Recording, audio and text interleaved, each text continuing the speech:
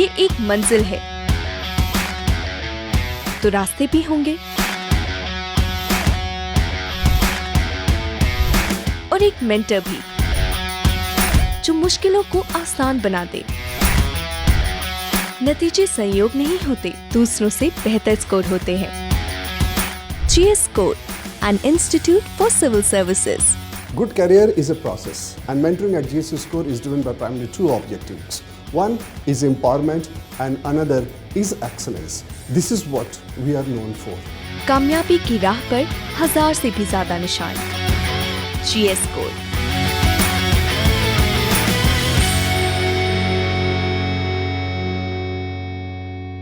Hello everyone, my name is Gautam Vivekanandan and I have secured All India rank 211 in UPSC Civil Services Examination 2022.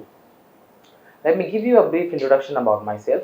I was born and brought up in Valsad, Gujarat, and that is where I did my schooling from.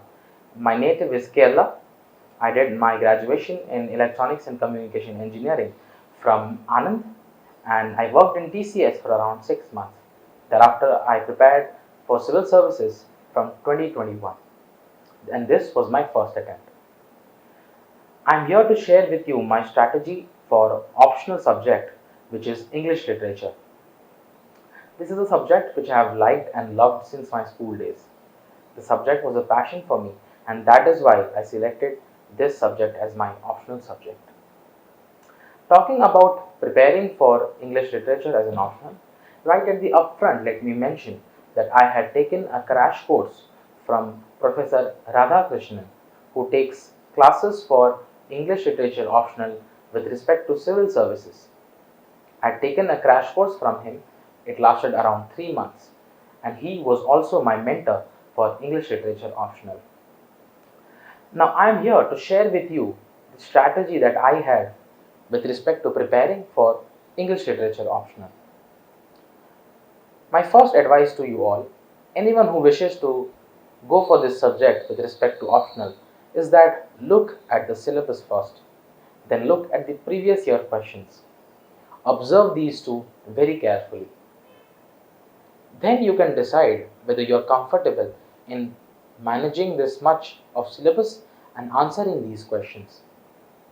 If you look closely, you will realize that a lot of themes with respect to literature questions are repeated. So this is an added advantage with this subject.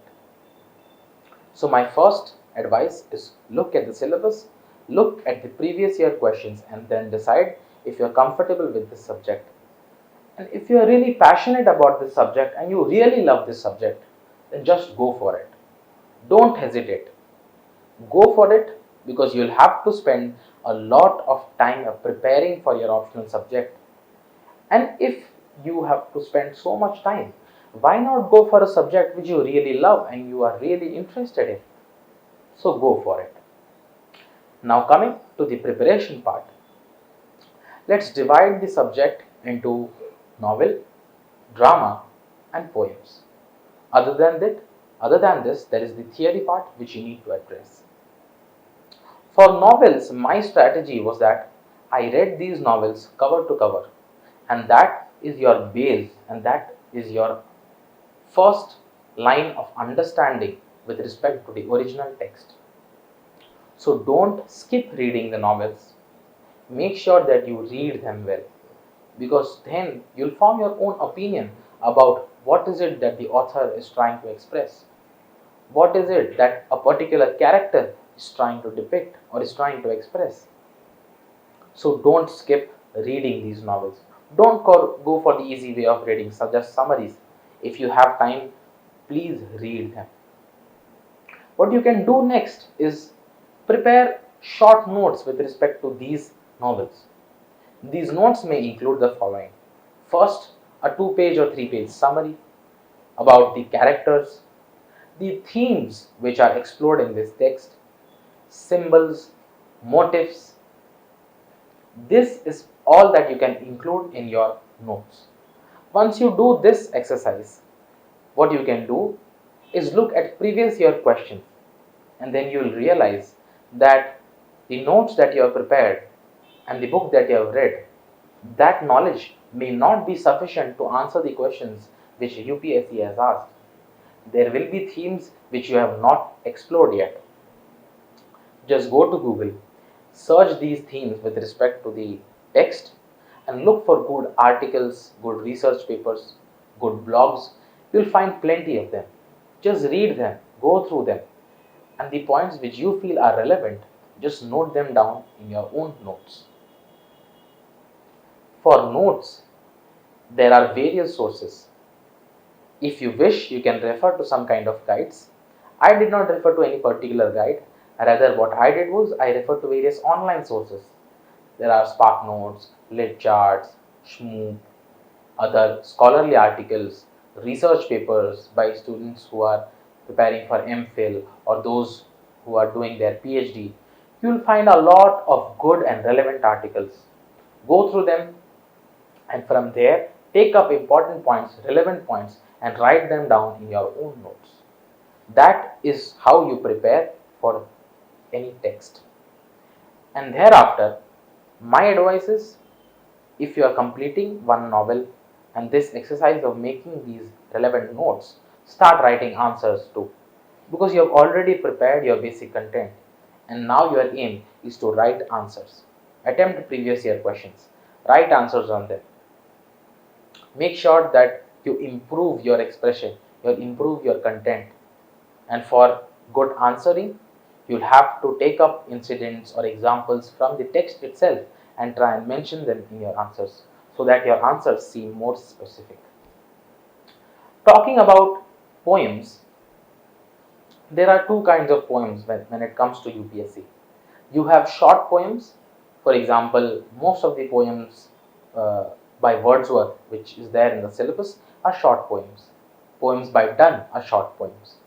For them, what you can do is read all the poems, try and understand them in your own way. If you're finding any difficulty in understanding them, look at some online sources to go for some line by line analysis of these poems.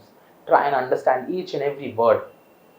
Once you cover all poems, all such short poems written by a particular poet, then what you can do is cover relevant themes which that particular poet has generally used. For example, nature theme of Wordsworth, theme of love by Donne, etc. You can read about these themes and how the poet has used these themes in various poems. What are the various dimensions covered? Make notes with respect to these themes which are covered by the poet. And for each theme, you will find that in several of their poems, there are some quotes or some lines from those poems which directly reflect that particular theme. Make a note of them and write them down when you are preparing the notes for the particular theme itself. So whenever you will be revising that notes, you will also simultaneously try and remember the line from the poem itself. Because in poems, the more relevant lines that you quote from the poem, the better your answer will look. Apart from this, you can look at some critical comments given by eminent critics. You can see if they are relevant and you can write them in your answers too. You can include them in your answers too. But make sure that your answer has some kind of originality. Your answer should not seem borrowed. This was a message that was given to me by my mentor, Professor Radhakrishnan. He always used to say, your answer should be original. It should not look borrowed.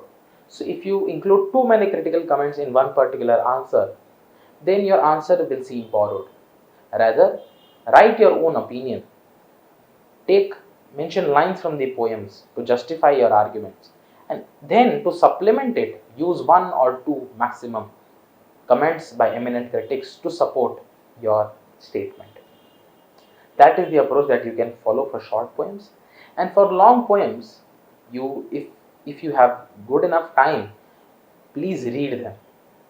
If I am talking about myself, I did not have much time to go through these long poems because before means there was limited time and I had not completed the syllabus by then. So I did not have much time to go through these poems such as Milton's Paradise Lost, Pope's Rape of the Lock. I could not go through them line by line. If you have time and if you are preparing for the next year, please go through these poems line by line. Try and build your own understanding of them. If you don't have time, what you can do is look for detailed summaries on these long poems. Try and understand what the poet is trying to convey. Then look at themes which are explored in the particular poem. Any kind of message, is there any message that is being trying to convey? Is there any message that is being conveyed there? If there are symbols used in the poem, if there are any other literary devices used in the poem, make a note of all of them. Make your short notes with respect to themes, any particular conflict, etc. Once you do this, what you can do is you can supplement these with lines from the poem itself. Yes, even if you have not read the poem line by line, still you can search for relevant lines for a particular theme, and you will find that you may not read the entire poem, but you can still try and remember few lines for particular themes, so that when you write an answer, you can include those lines too, and your answer will seem more complete. This is the kind of approach that you can follow for short poems. Again, looking at PYQs and solving them is one of the most important parts of preparing for English literature optional. So, as and when you complete a particular text, a novel or a poet, simultaneously start writing answers. Also, with respect to poetry, what you can do is a, simultaneously prepare the theory part too. For example, if you are studying about Wordsworth, simultaneously prepare about the Romantic movement. If you are studying about Pope, simultaneously you can prepare about Neoclassicism. If you are studying Donne, simultaneously you can prepare metaphysical poetry. So in this way, both your poet as well as the theory part about the evolution of literature, you can cover them simultaneously. And for these important literary movements such as Romanticism, metaphysical poetry, Neoclassicism, Victorian era, make 1 or 2 page notes with respect to them too. Include good points, examples of good texts with respect to these movements, and that should be enough in answering those 10-mark questions which are generally asked from these literary theories or literary movements. Now, talking about the dramas, again, your reading of the literary drama word by word becomes extremely important, because here too, that is your first understanding of that text. So don't skip reading these dramas. They are really interesting and you'll really love reading them. What you can additionally do is, while reading the drama, simultaneously you can also look at the stage performance of that particular drama. Or if there is any movie made, you can watch that too. You'll find these stage performances and movies on YouTube. So while you're reading, simultaneously watch that to get a better understanding of how things are being conveyed there. So that is something that you can start with when it comes to drama. Here too, prepare your own notes with respect to summaries, themes, symbols, motifs, characters. Make a note if there is conflict between two characters. Make a note if you find that there are two characters who are very similar, or two characters who are extremely complete opposites of each other. Make note of any conflicts that arise in the particular drama. So these things, make a note of them and include them in your notes. Here too, you can refer to various scholarly articles, research paper, online blogs, online sources, to make sure that you cover various dimensions and you have multiple points on one particular topic itself. Go through previous year questions and you may realize that your notes may not be sufficient with respect to the questions that have been asked. So whatever themes that you find are new, just search about them, Google them, and you will find a lot of relevant content. Read them, prepare your own notes. See, you will not get a lot of spoon feeding when it comes to English literature optional. You'll have to, spend time, you'll have to put in efforts, you'll have to research, and you'll have to do things on your own. No one is going to prepare something and give it to you. The more work you do and the more efficient you are, the better your content will be. And once you do this, you can, again, as I said, after each particular text, you can start writing answers. Talking about answer writing in general, your answers have to be very particular. You can't really beat around the bush here, because for a 10-mark question you only get 2 pages and around 6.5 minutes. For 15-mark a question you get 3 pages. For a 20-mark a question you get 4 pages, not more than that. So you really don't have the scope of talking about things here and there. You have to be very particular with respect to your answer. If they are asking a particular theme, for example, if they are asking about the theme of slavery in Huckleberry Finn, then your introduction has to directly address that. This is not your college exam where you simply just mention, Mark Twain has written Huckleberry Finn, Mark Twain has written these other books as well. That is not the kind of introduction we need to give with respect to UPSC exam. Here it is expected that you directly address the question. If the question is about slavery, directly address how slavery is an important theme in this text and what are some characters or some incidents that highlight this, and then you can give your arguments and quote examples from the text itself. So please make sure that your answers are analytical and not general. Include keywords. If you're talking about the Tempest, you can include keywords such as colonialism, white man's burden, master-slave relation. If you're talking about, for example, the drama Waiting for Godot, you can talk about absurdism, existentialism. So these are the kind of keywords that you have to include in your answers. Your answers cannot be really general, because this is an optional subject. That means they expect you to have certain kind of technical knowledge with respect to that particular subject. So even if you don't have a background in literature, as even I don't have a background, but if you read, if you explore, you will find that there is relevant content, and you can still manage to make your answer technical and analytical in nature. Your answers don't have to be general.